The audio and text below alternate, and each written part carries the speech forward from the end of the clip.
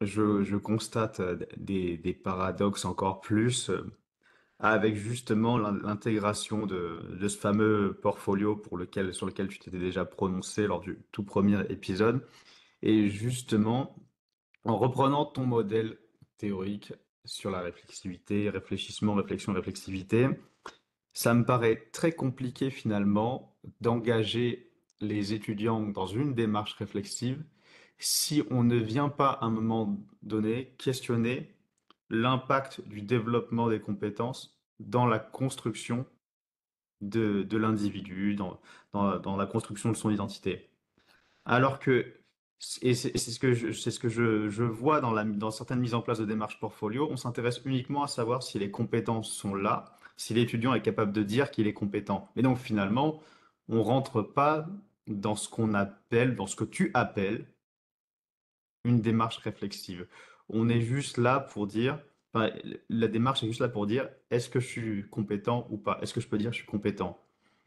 Et donc, avec cette approche que moi je trouve personnellement restrictive, eh ben, les questions d'émancipation et de développement et de construction de l'identité de l'individu ne se font pas forcément puisqu'on questionne simplement sa capacité à faire et pas l'adéquation entre ce qu'il fait, comment il le fait et ce qu'il est. Je sais pas si je suis clair. Ouais, mais je pense que le terme on l'a peut-être pas abordé dans les podcasts précédents, mais là très clairement dans ce que tu dis, c'est que le portfolio est un outil d'auto-évaluation, Hmm. c'est-à-dire de positionnement par rapport à une valeur. Et cette valeur, elle est normée par rapport à l'extérieur. À partir du moment où on interroge la valeur, où on interroge la norme extérieure et où on interroge le processus de positionnement par rapport à ces valeurs et ces normes, on ouvre tout un spectre donc qui est possible et qui sont des objets de réflexivité et qui effectivement donnent du pouvoir d'agir et du recul sur soi, qui entre dans une logique d'émancipation. Et là, je crois que là peut-être pour revenir à une évolution notable, dans le champ quasiment anthropologique et donc philosophique. Euh, le XXe siècle, c'est un siècle qui a une accélération de la technologie qui est phénoménale. Et à un Hmm. tel point que les moments où on aurait peut-être dû interroger la question du statut du progrès, eh ben on a oublié de l'interroger. Alors bien sûr qu'il y a plein de penseurs qui l'ont fait, hein, mais en tout cas dans l'espace sociétal, dans l'espace du débat sociétal et politique, on a la question du progrès est devenue une fin en soi et non plus un moyen pour quelque chose. Et donc pendant des années, le positivisme a dit le progrès est au service du bonheur de l'humain. Et il y a eu énormément d'innovations qui ont oublié de savoir si elle était au service d'eux et au service de quoi elle était. Et du coup, l'innovation, technologique notamment, est devenue une fin en soi. Donc l'approche par compétence devient une fin en soi, mais on n'a plus interrogé ce à quoi elle peut nous amener. Or, elle peut nous amener à du productivisme qui va laminer les étudiants au nom d'une forme de rentabilité, donc d'une sélection, et l'auto-évaluation va leur permettre juste de se rendre compte qu'ils sont pas bons, encore si les processus sont un peu élaborés, mais donc vraiment une logique de sélection, de laminage de l'outil de production qui est l'humain, d'accord, dans une approche un peu marxiste.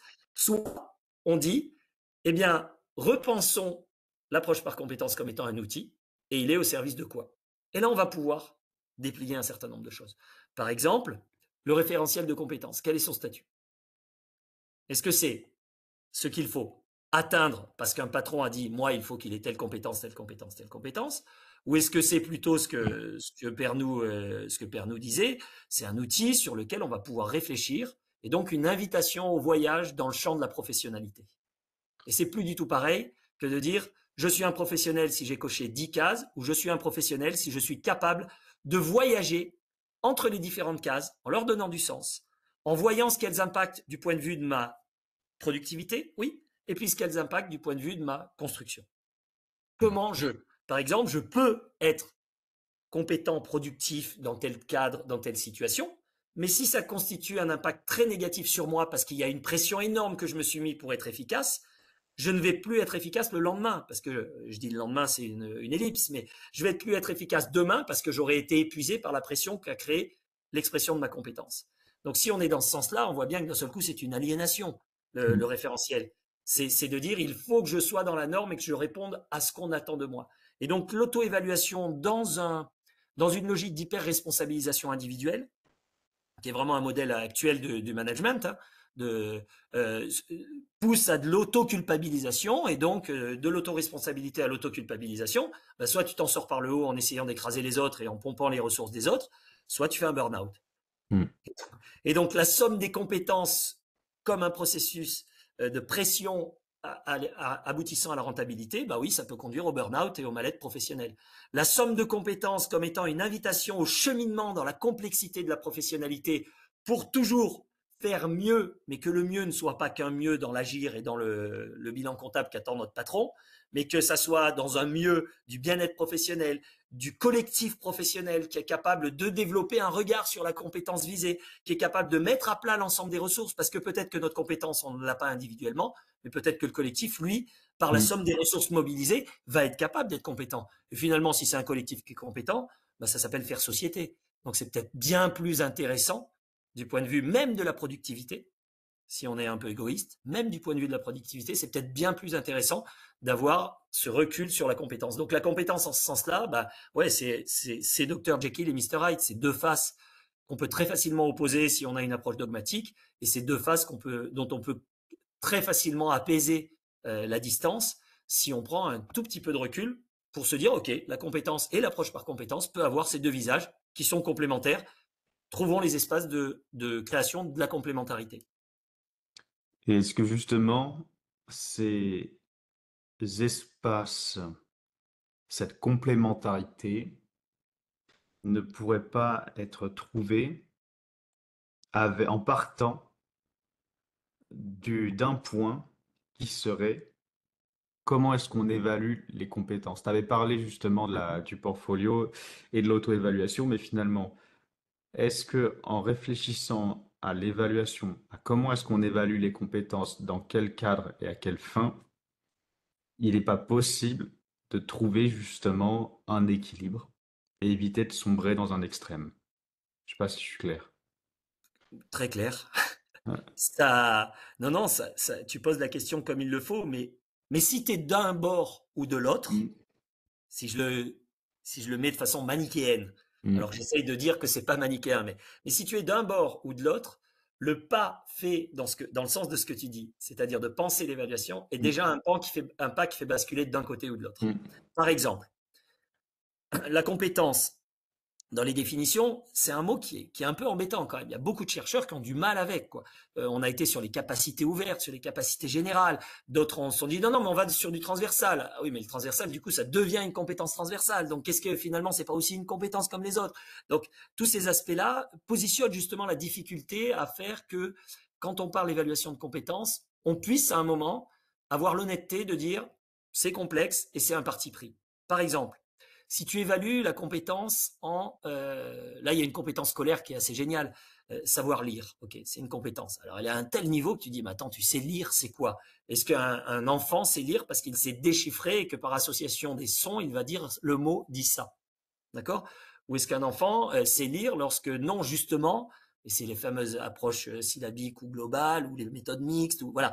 Et il y a toute une idéologie derrière qui va derrière ça, bien que la science dise, bah non, ça marche, ça marche pas, et puis il y a pas de science, il y a pas une science qui dit une vérité, quoi.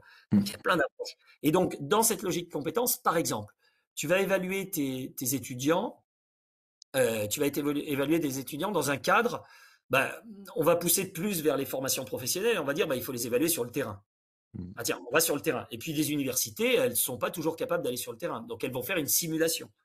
Et donc, est-ce que mes étudiants ont fait les singes savants en faisant semblant en simulation, ou est-ce qu'ils ont fait semblant sur le terrain?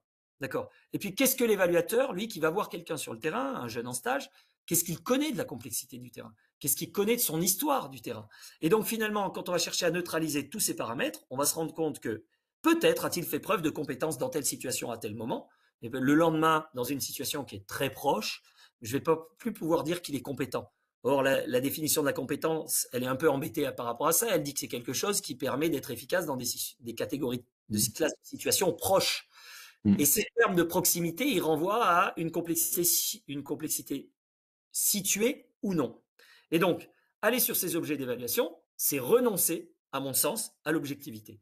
Et donc, Si on va vraiment sonder le cœur de la compétence, c'est sonder à l'objectivité de la compétence, c'est-à-dire de la situation qui permet de dire on est compétent ou pas.